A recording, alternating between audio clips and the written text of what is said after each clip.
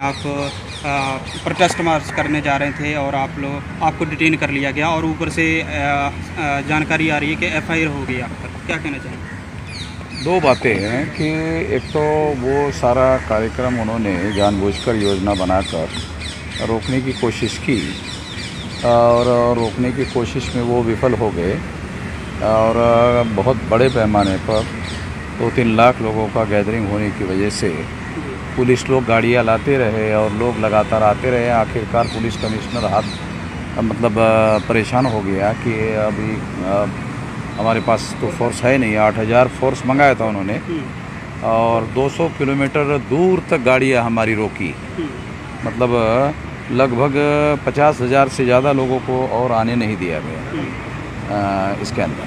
तो इसलिए ये उनकी विफलता है और आखिरकार कमिश्नर को मैं सदर पुलिस चौकी में मुझे डिटेन करके रखा गया था, तो वहाँ पुलिस कमिश्नर को मुझे मिलने के लिए आना पड़ा जी।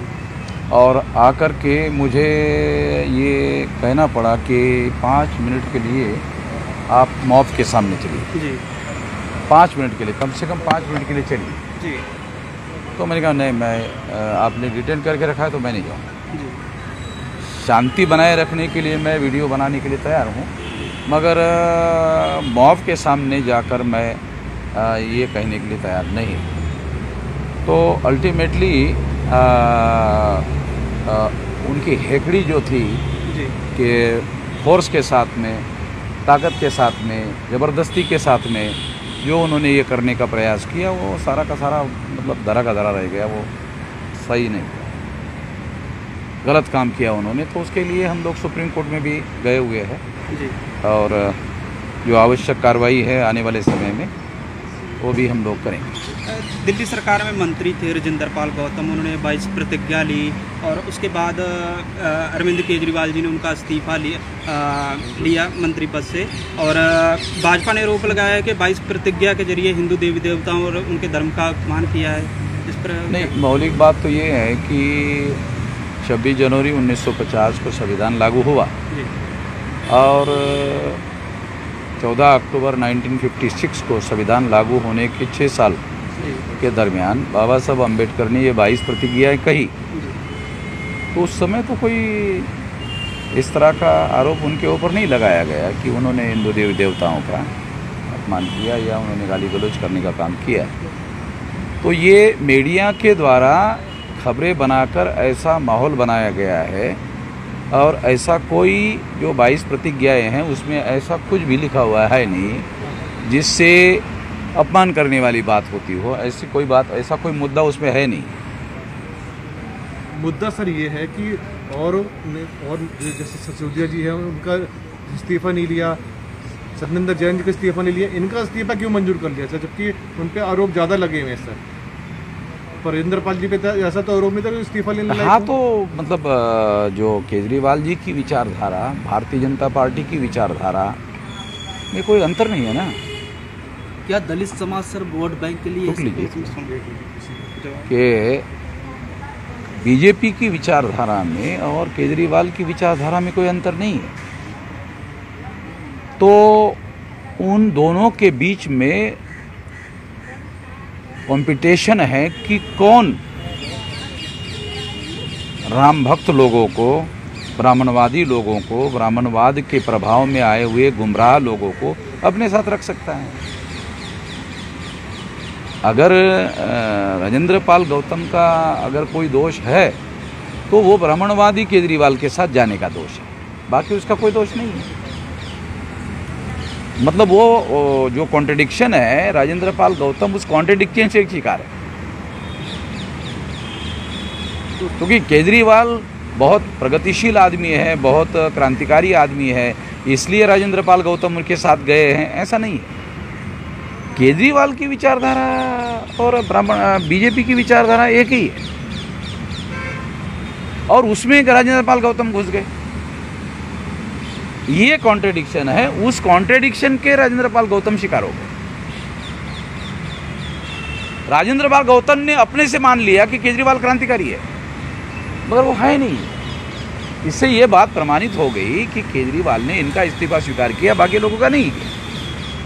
इस एक्शन से ये प्रूव हो गया कि केजरीवाल जी जिस विचारधारा को मानते हैं उसके हिसाब से उन्हें इस्तीफा लिया, मगर राजेंद्र पाल गौतम जी ने मिसअंडरस्टैंडिंग अपना कर लिया कि अरे यार केजरीवाल तो क्रांतिकारी आदमी है, उनके साथ जाना चाहिए।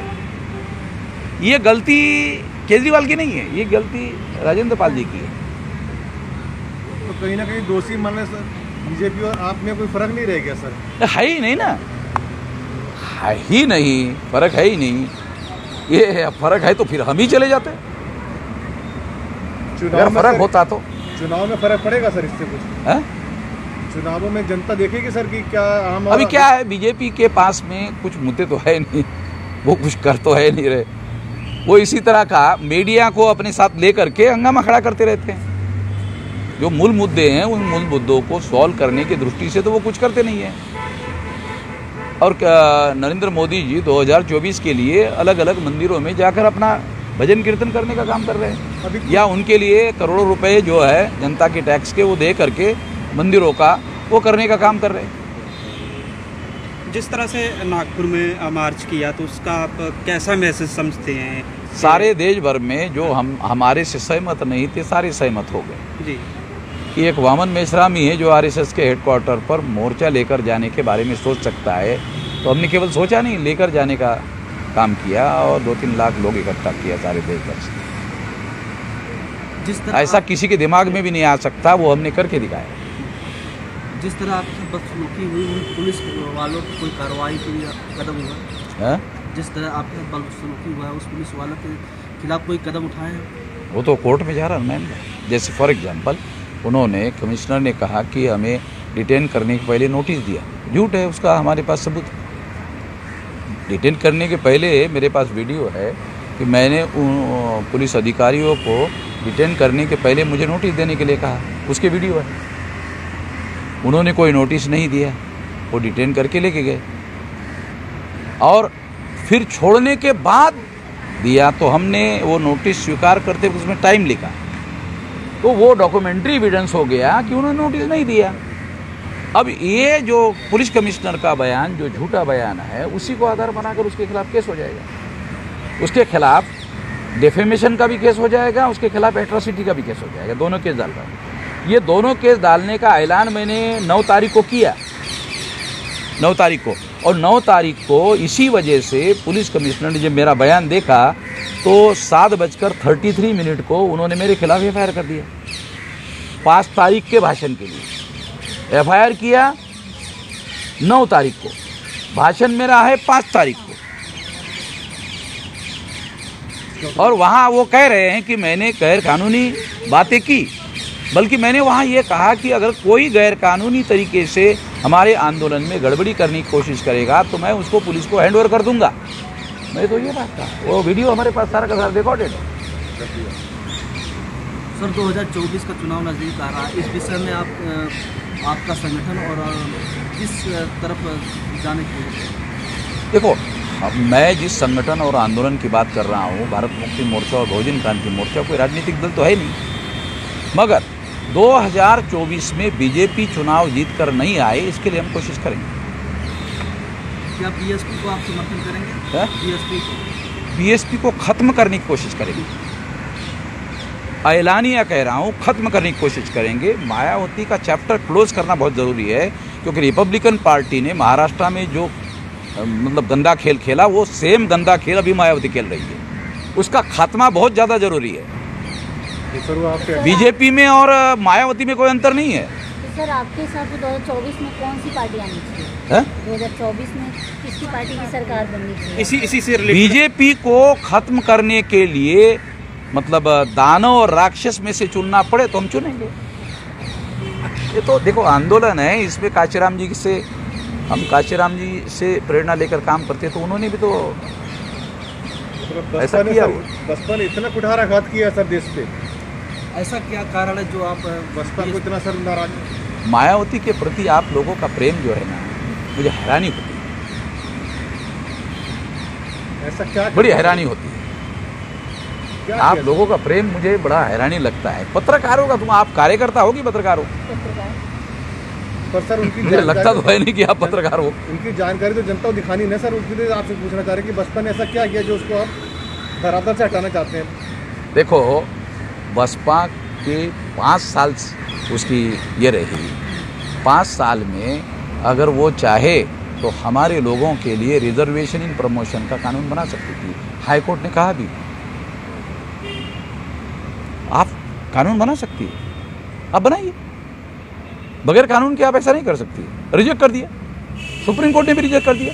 एक एग्जाम्पल के तौर पर बता रहा हूं, आपको पता है कि एट्रोसिटीज़ का जो कानून है उसके लिए जो सर्कुलर मायावती ने निकाला कि किसी भी एट्रोसिटी करने वाले लोगों को जांच पड़ताल पुलिस के द्वारा किए बगैर और सबूत मिले बगैर किसी प्रकार की कोई कार्रवाई नहीं की जाएगी। पुलिस वाले जांच पड़ताल में हमारे लोगों के फेवर में काम करते हैं कई सारे देश भर में नहीं करते। और जनगणना के वैसे में सर कुछ कह सकते? जनगणना ओबीसी की जाति आधारित जनगणना हमारे चौधरी विकास पटेल जी है, वो राष्ट्र सारे देश भर में अभी हम लोगों ने 29 नवंबर को भारत बंद कर रखा है, ऐलान किया हुआ है, भारत बंद होगा। शुरुआत कहाँ से करेंगे सर? है? अरे भारत बंद भारत से शुरू होगा कि अमेरिका से शुरू होगा? किस राज्य से? किस राज्य से शुरू करेंगे? भारत एक साथ एक ही दिन? हाँ, भारत बंद का मतलब एक राज्य में नहीं होता है। भारत में हमारे देखो, हमारा संगठन है 31 राज्यों में 567 जिलों में 4000 से ज़्यादा तहसीलों में 22,000 से ज़्यादा ब्लॉक में और 1.5 लाख से ज़्यादा गाँव में है। ये पूछना चाह रहा हूं। अभी 674 जिलों में बंद होगा। अभी ये निर्णय अभी यहाँ हो गए और 150 लोगों को जो 674 जिले बचे हुए हैं, मतलब 100-125 बचे हैं, उनमें एक एक आदमी को मैं भेज रहा हूँ। ये 3 महीने में 674 जिलों में फैल जाएगा। और आज की तारीख में जिसे फुले शाह अम्बेडकर का आंदोलन कहते हैं, ये हमारे आंदोलन के अलावा अभी कोई है नहीं, कोई लड़ता हुआ नहीं है। बीजेपी के लोग मायावती को डरा रहे हैं और मायावती डर रही है। डरपोक आदमी हमारी लड़ाई लड़ सकते हैं, अरे भिड़ने वाले लोग चाहिए। अम्बेडकरवाद का दूसरा नाम है भिड़ना। और फिर आरएसएस के हेडक्वार्टर पर जाके भिड़ना, ऐसा दिमाग में भी मायावती के आ सकता है। मायावती को या तो काशीराम जैसा मेंटोर चाहिए या तो वो सतीश मिश्रा जैसा। वो बगैर मेंटोर को कोई काम नहीं कर सकती। मायावती बगैर मेंटोर को काम नहीं कर सकती। मेरी बात समझ रहे हैं क्या? इसका कोई सवाल है तो पूछो। पीएफआई के बारे में सर 2 लाइन सर। पीएफआई के बारे में केवल इतना कहना है कि अजमेर बम ब्लास्ट में आरएसएस के कार्यकर्ता को आजीवन कारावास हुआ, पीएफआई के किसी कार्यकर्ता को आजीवन कारावास हुआ, ऐसा कोई सबूत अभी तक भारत सरकार ने पेश नहीं किया। और इस पर बैन लगा दिया, उसको आजीवन कारावास होने के बावजूद भी बैन नहीं लगाया। नहीं है, समझ में नहीं आ रहा है। सबूत के साथ बोल रहा हूँ। 18 केसेस है आरएसएस पर अभी भी। 18 में एक केस देशद्रोह का मुकदमा फेस कर रही है आरएसएस। सरकार उनकी होने की वजह से उस केसेस को लंबी लंबी तारीखें मिलकर तारीखें आया चलते रहते। ये चल रहा है। ओके, ठीक है। धन्यवाद सर।